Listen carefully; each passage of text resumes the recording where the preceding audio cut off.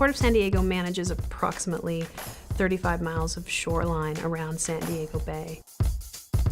We have a variety of different tenants, from heavy industrial tenants, such as the shipyards, to hotels, recreational marinas, and then we also have 2 cargo terminals as well as a cruise ship terminal. In 2013, we began talking with some of our project partners about the concept of using technology, the Internet of Things, to help us manage our energy use. The concept of this Smart Cities, Smart Port project is to be able to apply